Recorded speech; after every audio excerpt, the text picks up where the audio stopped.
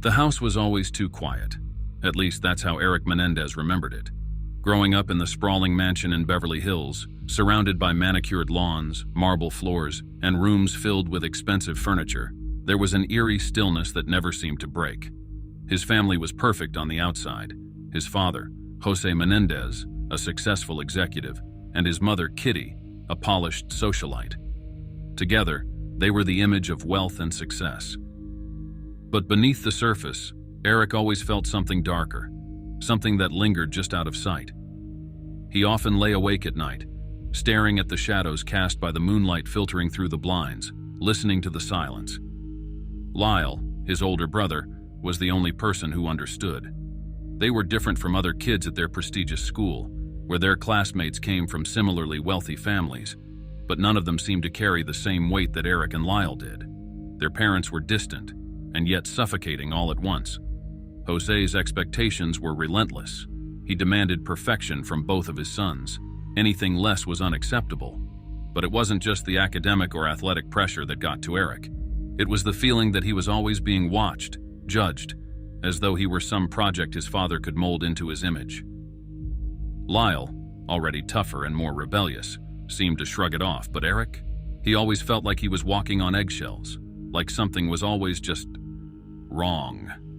It wasn't until he was much older that he could put a name to the dread that had plagued him all those years. But by then, it was too late.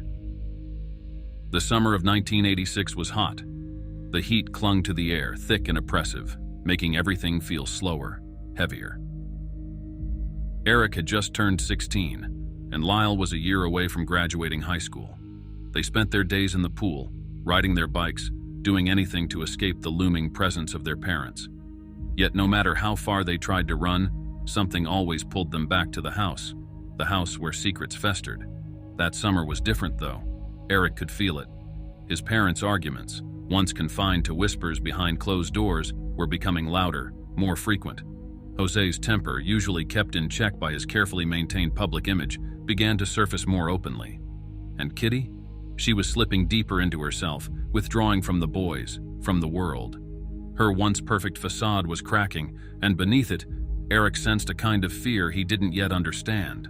One evening, after yet another tense dinner where no one spoke much beyond clipped sentences and forced pleasantries, Eric found himself wandering the house, unable to sleep. Lyle had gone out, as he often did now, trying to escape their father's constant criticism, and Kitty had retreated to her room, leaving Eric alone with the weight of the house pressing down on him. As he passed his father's office, he heard something. A low murmur, almost a whisper. The door was slightly ajar, and Eric, driven by curiosity and a gnawing sense of unease, peered through the crack. Jose sat at his desk, phone in hand, speaking in hushed tones. But it wasn't the businesslike manner his father usually adopted when on a call. There was an urgency, a nervousness that Eric hadn't heard before. He could make out only bits of the conversation, something about secrets and keeping things under control. But what stuck with him the most was his father's final words before he hung up the phone. "They'll never find out." Eric's stomach twisted. Find out what?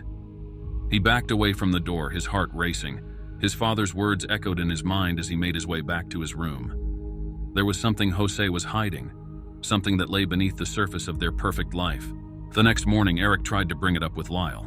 They were in the backyard, lounging by the pool, the heat pressing down on them like a weight. "Do you ever feel like something's not right?" Eric asked, his voice low. Lyle glanced at him, his sunglasses masking his expression. "What do you mean?" "I don't know, it's just, Dad, I overheard him last night. He was talking on the phone, saying something about secrets and how no one will ever find out. It felt wrong." Lyle sat up, his jaw tightening. "Dad's always hiding something, Eric. You know that. But what are you going to do about it? Ask him? You know how that'll go." Eric sighed, sinking deeper into his lounge chair. Lyle was right. Confronting their father was out of the question, but the feeling gnawed at him, refusing to go away. It wasn't long after that night that things took a darker turn. One evening, Lyle burst into Eric's room, his face pale, his usually composed demeanor replaced by something Eric had never seen in his brother before. Fear. "You need to see something," Lyle whispered, dragging Eric down the hallway to their father's office. The door was closed, but Lyle produced a key, one he had swiped earlier that day. Eric's pulse quickened as Lyle unlocked the door and pushed it open. The office was dark, lit only by the faint glow of the moon outside the window. On Jose's desk sat a large leather-bound book, its pages yellowed and worn. Beside it were stacks of documents, papers that looked old, ancient even. Eric felt a shiver run down his spine as Lyle flipped through the pages. "What is this?" Eric asked, his voice barely a whisper. "It's more than just Dad's business dealings," Lyle said, his voice tight. "He's been keeping things from us. Things about our family, about us." Eric frowned, peering over Lyle's shoulder at the papers. The words were hard to make out, but the parts he could read sent chills through him. Strange references to control, legacy, and even more disturbing mentions of discipline that didn't align with the kind of punishment any parent should be dishing out. And then, there were the names. People Eric didn't recognize, people who seemed to be tied to his father in ways that didn't make sense. "We need to get out of here," Eric whispered, pulling Lyle back from the desk, "before he finds us." But before they could leave, the door creaked open. Jose stood there, his face shadowed in the dim light, his eyes cold and unreadable. For a moment, no one spoke. Then slowly, Jose stepped into the room, closing the door behind him. "You shouldn't have gone through my things," he said, his voice calm, too calm. Lyle squared his shoulders. "What the hell is all this, Dad? What are you hiding from us?" Jose's eyes flicked to Eric, then back to Lyle. "There are things you boys don't understand. Things I've done to protect this family. To protect you." "Protect us from what?" Eric demanded, his voice trembling. Jose's face darkened. "From people who would destroy us. From secrets that go back farther than you could imagine." He stepped closer, his presence filling the room with a kind of menace Eric had never felt before. "Everything I've done for this family. For our legacy." Eric's heart pounded in his chest as his father's words sank in. Legacy. Control. It wasn't just about the business, about money. It was something deeper, something far more sinister. And for the first time, Eric understood what had been haunting him all those years. The silence in the house, the way his parents moved like ghosts through their lives. They were part of something darker, something that had consumed them long before Eric and Lyle were born. "We're not like other families," Jose said softly, almost as if it were a confession. "We never have been." The room seemed to close in around them, the walls pressing in as the weight of his father's words hung in the air. Eric wanted to run, to escape the truth that was now staring him in the face. But there was no escape. Not from this. Not from the secrets that had been buried beneath the surface of their lives for so long. The Menendez family seemed like the perfect embodiment of the American dream. Jose Menendez, a successful and wealthy entertainment executive, had built a fortune that placed his family in the upper echelons of Beverly Hills society. His wife, Kitty, played the part of the elegant, doting socialite, and their two sons, Lyle and Eric, attended the finest schools and excelled in sports.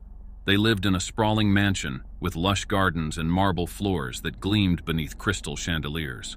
From the outside, the Menendez family had it all, but behind the closed doors of their opulent home, the cracks in their perfect facade were widening. Beneath the wealth, beneath the polished appearances, there was something darker festering, a pressure that neither Eric nor Lyle could fully escape. Jose was a tyrant at home. His demands on his sons went far beyond academic success or athletic achievement. He controlled every aspect of their lives. Every decision, every move was subject to his approval, and when Lyle and Eric disappointed him, whether by failing to meet expectations or daring to question his authority, the punishments were severe. Jose's temper was explosive, and the boys lived in constant fear of setting him off. But it wasn't just his anger. There were other things, unspeakable things that lurked beneath the surface, things that Lyle and Eric could no longer ignore.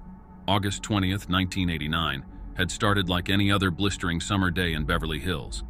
But for Lyle and Eric, the day carried a heavy weight. Their father's control, their mother's emotional instability, everything had become unbearable. They had been living in a house of fear for years, but now something inside them had shifted. They couldn't take it anymore. The abuse, the threats, the suffocating control, it all led to this moment. The brothers had discussed it in whispers over the past few weeks, the plan that neither of them dared to say out loud for too long. But it was the only way out. They both knew it. They couldn't see a future where their father didn't continue to destroy them, bit by bit. Jose had a stranglehold on their lives, and Kitty, she was too lost in her own world, too broken to protect them. That night, they would be free. The living room of the Menendez mansion was quiet, bathed in the soft glow of the television. Jose and Kitty sat side by side on the couch, watching a movie. Eric and Lyle had been pacing for hours, going through the motions of what they were about to do. Eric, the younger of the two, was trembling, his hands sweaty as he looked to Lyle for reassurance. His older brother was always the one who could hide his fear, who could stand tall even when the walls of their world were closing in. But tonight, even Lyle was visibly shaken. Eric's heart pounded in his chest as they made their way to the garage, where their father kept the shotguns for protection. The weapons were heavy in their hands, the weight of them like the weight of the years of abuse they had endured. Lyle's eyes were hard, his jaw clenched as he led the way back into the house. The television flickered in the dark, casting a pale glow across the room where Jose and Kitty sat. The sounds of the movie were barely audible, drowned out by the deafening silence that filled Eric's ears as they stood there, just a few feet away from their parents. It was now or never. The first blast from Lyle's shotgun tore through the air like a thunderclap, striking Jose in the back of the head. Eric froze, his hands shaking uncontrollably as the sound of the gunshot echoed through the room. Kitty screamed, but it was a sound Eric barely registered. His mind was a blur of fear and adrenaline, and before he knew it, he had raised his own shotgun and fired. Kitty's body jolted as the blast hit her, and then she slumped over, her screams falling silent. The room was filled with the smell of gunpowder and blood, the walls splattered with the brutal evidence of what they had done. The brothers stood there, motionless, staring at the bodies of their parents. For a long moment, neither of them spoke. The house, once eerily silent, was now filled with a deafening stillness, a final, terrible quiet that blanketed everything. It was over. They were free. The next few hours passed in a haze. Eric's hands were trembling as they called the police, fabricating a story about how they had just come home and found their parents murdered. Their voices were frantic, panicked, at least Eric's was.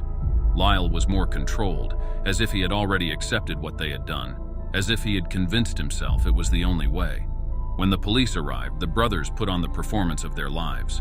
Eric was hysterical, crying, pleading for someone to explain how this could have happened. Lyle was somber, his voice calm as he explained how they had been out that night, how they had come home to find their parents like this. The detectives at first seemed to believe them. The Menendez brothers were the last people anyone would have suspected of such a brutal crime. But as the days passed, their story began to unravel. Eric, racked with guilt, couldn't hold it together. He confessed to a psychologist, and soon the truth began to surface. But before any of that happened, the brothers did what they had planned to do. They went on living their lives as if nothing had changed. A few nights after the murders, Lyle and Eric found themselves at a high-stakes basketball game, sitting courtside at Madison Square Garden. The flashing lights, the roar of the crowd, the energy of the game. It was all a stark contrast to the horror they had left behind just days before. Eric sat there, his eyes glazed over as he watched the players run up and down the court. The noise of the arena was deafening, drowning out the thoughts that had plagued him since that night. He tried to lose himself in the excitement, in the crowd's cheers and the slam dunks, but every time he closed his eyes, he saw his parents' bodies. Lyle beside him seemed unaffected. He cheered along with the crowd, his face showing no sign of remorse or guilt.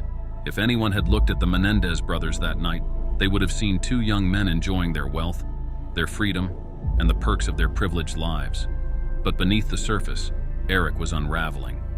As the game wore on, Eric's mind wandered, flashes of that night haunting him, the sound of the gunshots, the look in his mother's eyes before she died, the smell of the blood.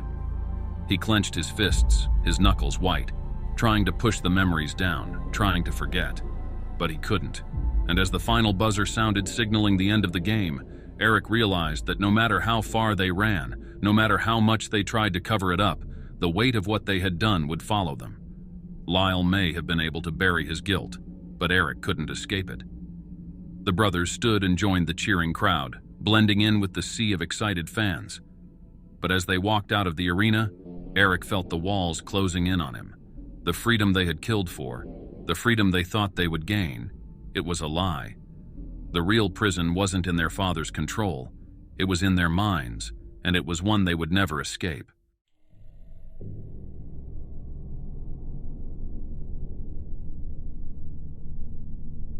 The clang of the cell door echoed through the cold, sterile corridors of the California Correctional Facility.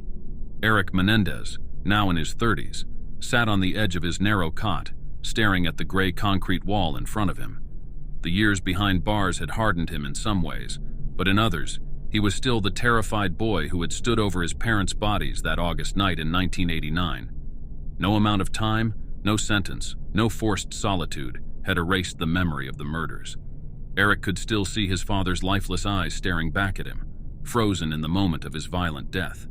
And even now, in the bowels of this prison, Jose Menendez continued to haunt him.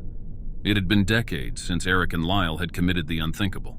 The trial had played out like a macabre soap opera, splashed across television screens for the world to life in prison without the possibility of parole. At first, prison had been a relief, in a strange way.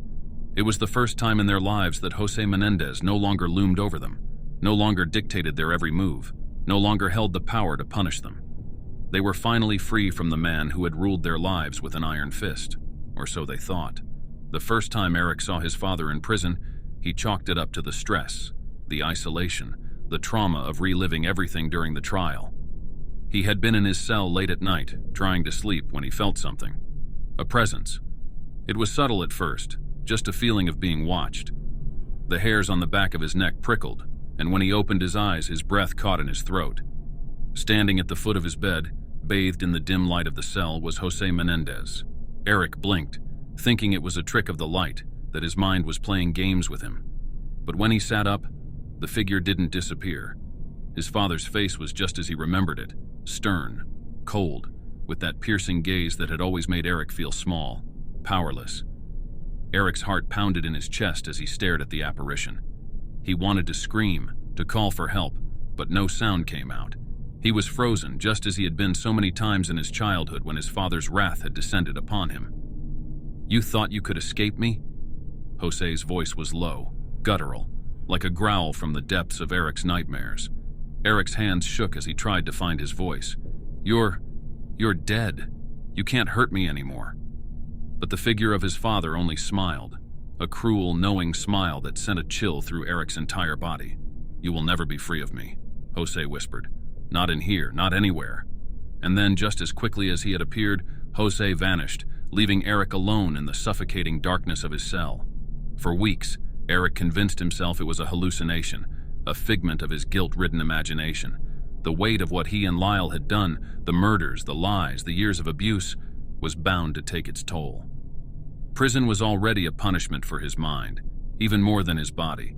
The nights were the worst. Every time he closed his eyes, the memories played out on a loop. The shotgun blasts, the screams, the blood. His father's eyes. But soon the sightings of his father grew more frequent. Jose appeared in his cell, sometimes in the mess hall, sometimes in the showers. Eric would catch glimpses of him in the reflective metal surfaces of the prison, or standing silently in the distance, watching him with those cold, unblinking eyes. Lyle, in another part of the prison, wasn't spared either. Though the brothers could no longer physically be together, they wrote letters to each other, the one way they could keep in touch. And in one of those letters, Eric confessed what had been happening. "I keep seeing him," Eric wrote, his handwriting shaky. "Dad's here. I know it sounds crazy, but I swear he's haunting me." Lyle's reply came a few days later, written in his usual careful, controlled script. "He's not just haunting you. I see him too." At first, Lyle had thought he was losing his mind. After all, prison had a way of making people unravel, and they were both trapped in the guilt of their actions. But just like Eric, Lyle had started to feel the presence of their father. It wasn't just in his dreams, it was real. Jose would appear at random moments, his figure looming in the distance, always watching, always there. Lyle tried to ignore it, to dismiss it as part of his guilt, but the longer it went on, the harder it was to deny. One night, while pacing his cell, Lyle felt a cold breeze brush against the back of his neck, though the window was shut and the air was thick with the smell of metal and sweat. He turned, and there, Standing by the barred window was Jose. "Did you really think you could kill me and be free?" Jose's voice was low, dripping with venom. Lyle's stomach churned, but he forced himself to stand tall, to not show fear. "You're dead," he spat. "You don't have any control over us anymore." But Jose's ghost only smiled that same chilling smile. "You were always a fool, Lyle. I control you more now than I ever did. You're exactly where you belong, locked away, just like your mother." Lyle's blood ran cold. Their mother. Kitty had been Jose's victim too, trapped in a marriage that had broken her mind, crushed her spirit. Even in death, she hadn't escaped him. Lyle blinked, and just like that, Jose was gone, leaving nothing but the suffocating silence of the prison walls. As the years went on, the hauntings continued. Eric and Lyle stopped writing about it after a while. There was no point. Their father's presence had become a part of their prison life, like the guards, the routine, the endless days blending into one another. Jose was always there, lurking in the shadows, a reminder of the darkness they could never outrun. It wasn't just the ghost of their father that haunted them, though. It was the weight of everything they had done, the years of abuse, the murders, the trial. The public had long since stopped paying attention to their story, but Eric and Lyle were trapped in it, unable to move forward, unable to escape the past. One night, Eric sat in his cell staring at the ceiling. His father hadn't appeared that night, but the feeling was always there, like a shadow hanging over him. The other inmates were asleep, the prison quiet save for the occasional clanking of metal or distant murmurs. As Eric closed his eyes, he heard it again, his father's voice, soft but clear, whispering from the depths of his mind. "You'll never be free of me." Eric clenched his fists, his body trembling. He wanted to scream, to fight back, but he knew it was useless. Even in death, Jose Menendez had control. No prison walls could keep him out. No amount of time could erase the power he held over his sons. Eric opened his eyes, his vision blurred with tears, and stared at the dark ceiling above. He was a prisoner, not just of the state, but of his own mind. No matter how many years passed, no matter how much he tried to atone, the specter of his father would always be there, watching, waiting. And in the deepest corners of the prison, Jose Menendez still ruled.